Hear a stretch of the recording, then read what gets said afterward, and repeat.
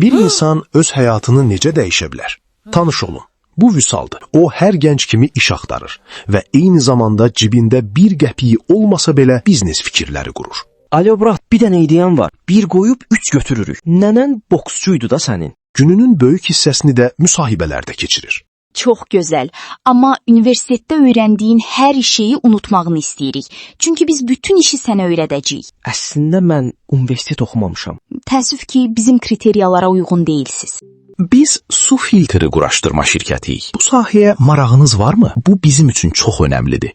Bəli, əlbəttə, bu sahəyə çox böyük marağım var. Bu sahədə heç təcrübəniz oldumu? Yox, amma belə deyim, məktəb vaxtı yaşıdlarım həkim, astronavt olacam deyəndə mən su filtri quraşdıracam deyirdim. Ən böyük xəyalımdır. Anlayıram. CV-nizə baxdıq, amma bizim şirkətə lazım olan ən önəmli şey təəssüf ki, sizdə yoxdur. Nədir ki o? Qadın olmanız. Təbii ki, iş tapa bilmədikdə bir çox insan onun haqqında dedikodu edərək boş-boş danışır. Deyirlər olmaz bacarmazsan boş-boş danışırlar. Arxamca pıçıldayır üzümə gələndə susurlar. Mənimsə tək dərdim bu zülməti yarmaq. Hədəfə dəqiq vurub kənara çəkilib baxmaq.